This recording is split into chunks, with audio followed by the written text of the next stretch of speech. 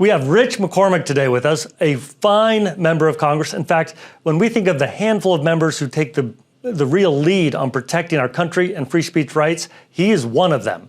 He is a 14-year veteran of the Marine Corps, 4 years in the Navy. He's been a doctor, he's been a pilot in the military, and he remains a champion, a warrior for our country. Congressman Rich McCormick, great to have you with us. Good to be with you. And just for details, a little over 16 years in the Marine Corps, both as a pilot and airborne. Yes, and you keep on flying cover for all of us.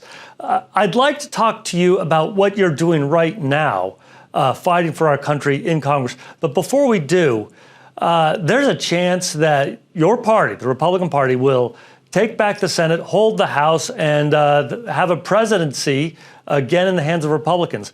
Congressman, if Republicans win the trifecta here, what do you see going forward as the agenda items?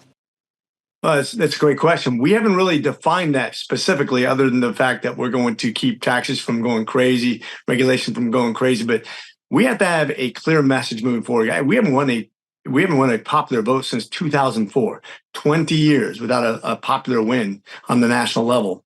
If you remember the Reagan days, up to that point, we hadn't controlled Congress only 4 of 62 years when Reagan came in office.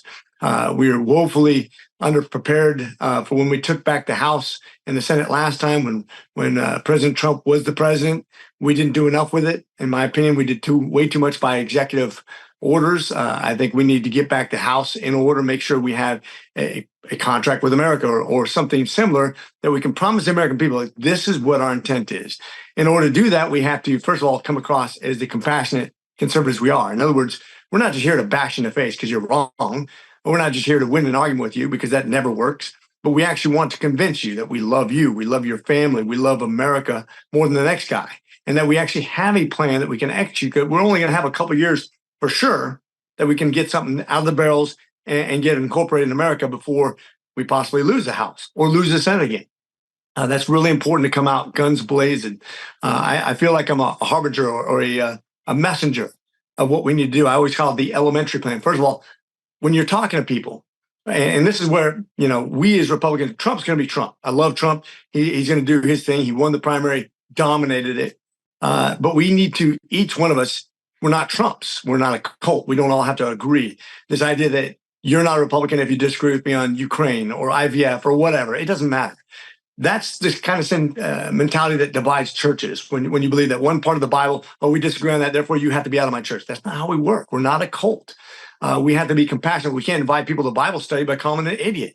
We got to grow the party organically through this idea that I'm going to be your friend first, and then we'll discuss anything after that. Once I convince you that I love you and I want what's best for you in this country, then we can discuss everything. But if I start off with, I'm going to win an argument, you're never going to bring anybody into this party. You're never going to grow. You're never going to win huge elections. That's what we need to focus on. The elementary items that unite the Republican Party and divide the Democratic Party. What were those elementary items?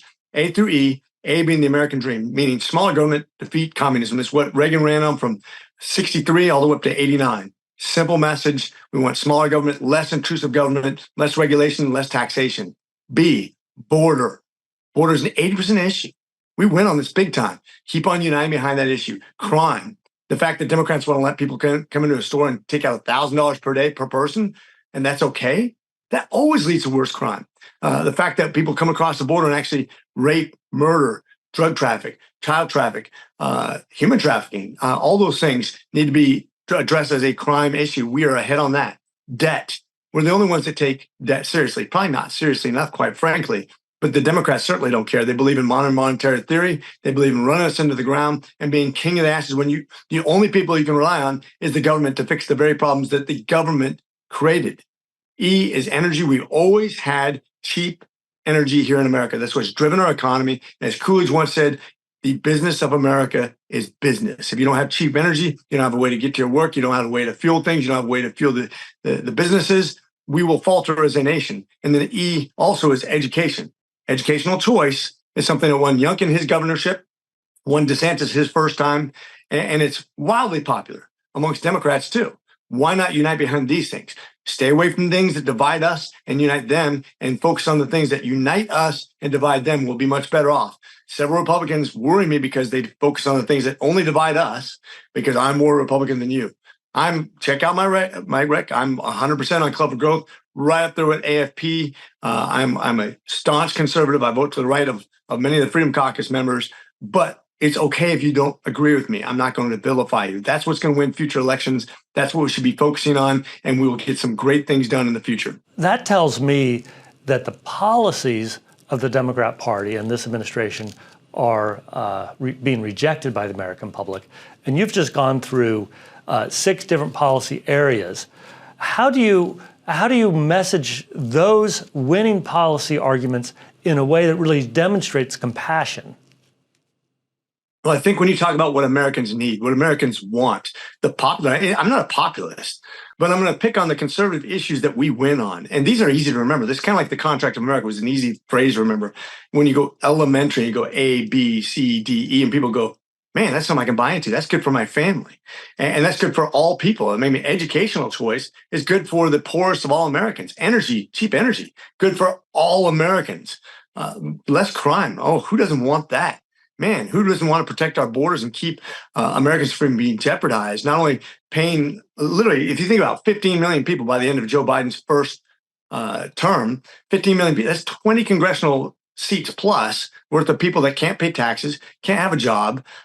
We don't know who they are. 2 million people that got away. What does that mean? I mean, they could be anybody who want to do harm here, from a idealistic or extreme Islamic fundamentalist, or from Chinese nationals, or from Venezuelan jails. I mean, let's think about the people who don't want to be caught.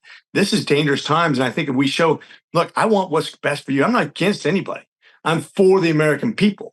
And that means we protect our house. Most people understand that. Yeah, well, Congressman, we do know that he considers half of America to be his foe. He has been funding a censorship effort out of the executive branch using our tax dollars to silence us, using DOD, DHS, DOJ, HHS, et cetera, all these federal agencies to censor Americans, especially those who disagree with him and his policies. You have been a champion in the National Defense Authorization Act, this annual legislation that authorizes DOD to exist. You've been a champion to make sure that our tax dollars are not being used by these so-called media ratings firms that really exist simply to dry up revenue sources to conservative media outlets. What can you tell us about the status of the NDAA and your efforts to safeguard our free speech rights?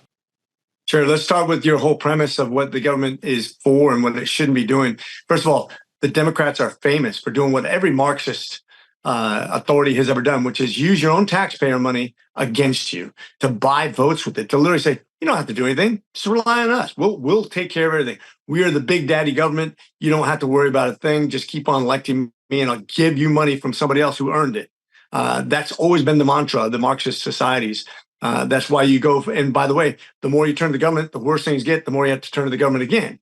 So it's this, and then the government becomes more hated. And so you have to become more of a dictatorship. And that's why these governments evolved from what I think the Democratic Party has evolved into a socialist party, which then goes communist, which becomes fascist/dictatorship. I mean, that's just the natural progression of these governments.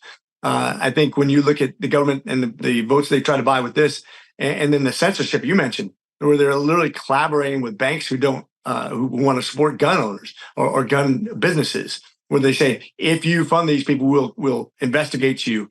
We'll come down on the gun dealerships. We'll make sure that ammunition is expensive. We'll make sure that the ATF comes down on you. Make sure the bureaucracies are harassing people who are Republicans. We saw what Obama did with the IRS. Never was held accountable. The IRS wasn't held accountable. That's crazy.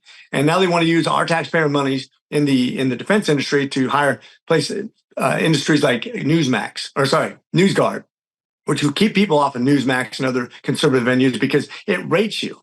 And if you're not a true or factual news agency, then you can't be funded on. And of course, they're going to say some Chinese organization is okay. But if you go on Newsmax or OAN or Fox or any of these conservative, then you're not supposed to fund that because you're you're ranked very low on the truthfulness.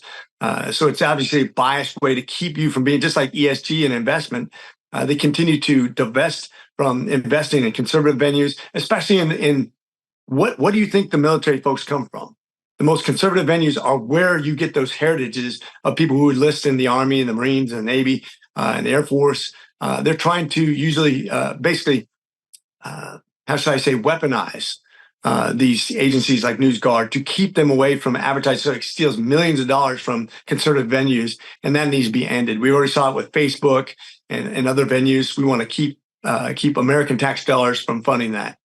Well, Congressman, I've heard people over the years say we need more doctors in Congress. And I've heard others say we need more veterans in Congress, more military guys. And with you, it's a twofer. Thank you so much for being a champion for America and for being on our show. Absolutely, my pleasure. We're actually losing 4 doctors this year. It's important to have a balance. We have about 177 lawyers. I know you guys all think we need more lawyers in Congress. We don't. It's okay. We have enough. It's a conflict of interest, and I agree with you. We have to have more people with military background. I think that those people understand service and sacrifice, if nothing else. And it's a pleasure to be with you always. Thanks, Congressman.